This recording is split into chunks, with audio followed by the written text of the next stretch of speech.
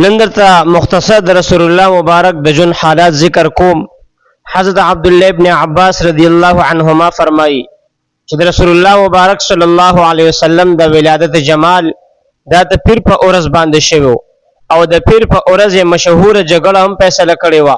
کومه چې د اهل قریشو منځ کې د حجر اسود په موجوده ځای د لګولو په وخت کې پیدا شوې وه. دا مشهور تاریخي واقعه ده. د پیر په ورځ ورته نبوت هم ملو شوی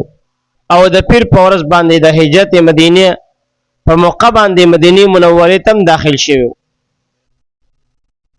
او بیا د پیر په ورځ باندې رسول الله مبارک انتقال هم شوی، یعنی مقام رفیق اعلی ته انتقال هم د پیر په ورځ باندې شوی. د نبی علیه الصلاۃ والسلام والدې محترمین نقل دي، هغه فرمایي چې کله زما د زوی ولادت وشو، نبی علیه الصلاۃ والسلام یادوي چې کله د دوی ولادت وشو نو ما ولیدل چې دی فوراً په سجده پرېوته او بیا د خپل سر او دوه ګوتې اسمان طرف ته اوچتې کړې لکه چې زاری او عاجزي کوي د ولادت نه پس. دا روایت را نقل شوی دی چې دی ماشوم ته د حضرت آدم علیه السلام خوی ورکړی شوی، د شیس علیه السلام معرفت ورکړی شوی، د نوح علیه السلام شجاعت ورکړی شوی، د ابراهیم علیه السلام دوستی ورکړی شوی و، د اسماعیل علیه السلام مقام ورکړی شوی، د اسحاق علیه السلام مقام رضا ورکړی شوی و، د یعقوب علیه السلام خوشخبری ورکړی شوی و، د صالح علیه السلام فصاحت ورکړی شوی، د لوط علیه السلام حکمت ورکړی شوی، د موسی علیه السلام شدت سختی ورکړی شوی و، د یوشع علیه السلام جذبه جهاد ورکړی شوی، د دانیال علیه السلام محبت ورکړی شوی، د الیاس علیه السلام وقار ورکړی شوی، د داوود علیه السلام پشان خوږ زبان خوږ आवाज ورکړی شوی، د ایوب علیه السلام پشان صبر ورکړی شوی، د یونس علیه السلام پشان اطاعت، د یحیی علیه السلام پشان پاکدمنی عصمت او د عیسی علیه السلام پشان زهد د دنیا نه بیرغبتی ورکړی شوی و. وغمسوه فی اخلاق النبیین، د رسول الله مبارک پشان کې شاعر حضرت حسان ابن ثابت رضی اللہ عنہ فرمائی واجمل من کلم ترقط عینی، اے محبوبہ ستا پشان جمال والا کلم سترګو نه دي لیدلي، یعنی ستا پشان خوبصورت انسان کلم سترګو نه دي لیدلي. واحسن من کلم تلد النساء، او نستا پشان جمال والا حسن والا بل چرته مور زیږولې دي. خلقت مبرئا من كل عیب، ته د هر عیب نه پاک پیدا کړی شوی، کأنک قد خلقت کما تشاء، داسې پیدا کړی شوی وي لکه څنګه چې تا پخپله غوښتل.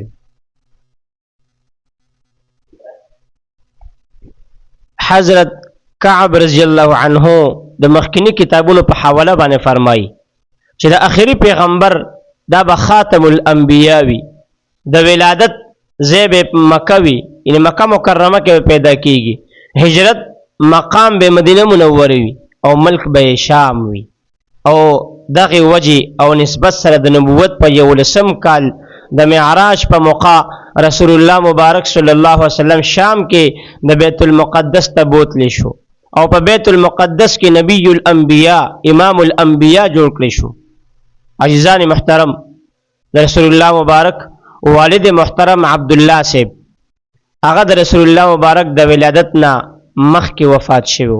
او بیا د ولادت نه 6 میاشتې پسې والده محترمه هم وفات شوه. د والدینو د وفات نه پس د خپل نیکه عبدالمطلب په پرورش کې قرآن عظیم الشان کې د رسول الله مبارک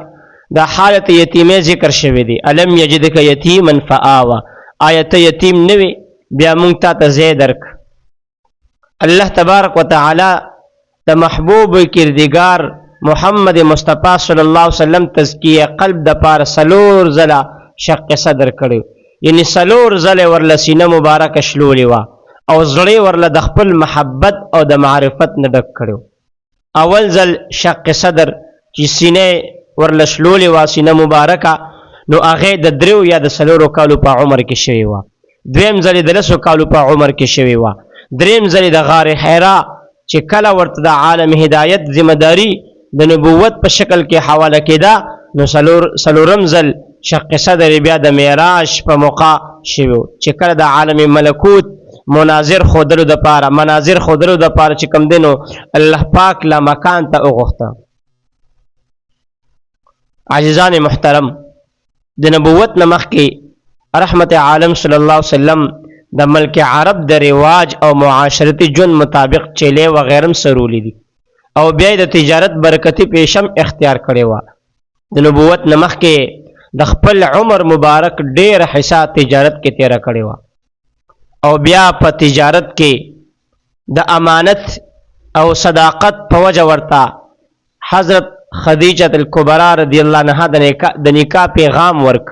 او اخر دا چې دواړو د خاندانی روایت مطابق عقد نکاح وشوه. د نکاح په وخت کې د رسول الله مبارک عمر 25 کال او د ام المؤمنین خدیجه الکبرا رضی الله عنها عمر 40 کال. د نکاح مہر شل سر اعلی او خان مقرر شو. محفل نکاح کې د قبیله مزر مشران او د اکابر قریش نه علاوه حضرت ابوبکر صدیق د رسول الله مبارک سره ذاتی تعلق په وجه باندې شریک. د محفل نکاح دغه ټول تفصیل چې کوم د سیرت محمد رسول الله صلی الله علیه وسلم کې ذکر دی. په دغه زمانه کې یو عام انتظارو چې په ملک عرب کې به یو پیغمبر پیدا کیږي چې نوم به محمد صلی الله علیه وسلم او دغه لالچ د وجنه د ډیرو خلکو د خپلو نو مولوده بچو نمونه محمد کې خودیو د لالچ د وجنه. حضرت عبدالله ابن سلام رضی الله عنه چې د اهل کتاب او د يهودو ډیر لوی متبحر عالم د هغه بیان د چې ما کله رسول الله صلی الله علیه وسلم د ظهور خبر وریدو نو زه ډیر خوشاله شوم. ولی چې ما ته د اخر رسول نوم او صفات ټول د خپل سابقه او مخکینی کتابونو په حواله باندې معلومو او چې کله رسول الله صلی الله علیه وسلم مدینه منوره ته هجرت وکړو نو ما په بیا علی الاعلان ایمان وروړو. علامه عبدالحق محدث دهلوی رحمه الله د اعلان نبوت په وخت کې د رسول الله مبارک د عمر په حق لا سلور قول نقل کړی دی. یو قول دا دی علامه عبدالحق محدث دهلوی رحمه الله فرمایي چې کله نبوت ملاویدو پیغمبر پاک ته دغه وخت کې عمر یو قول مطابق 40 کال او 40 ورځو، د دویم قول مطابق 40 کال لس ورځو،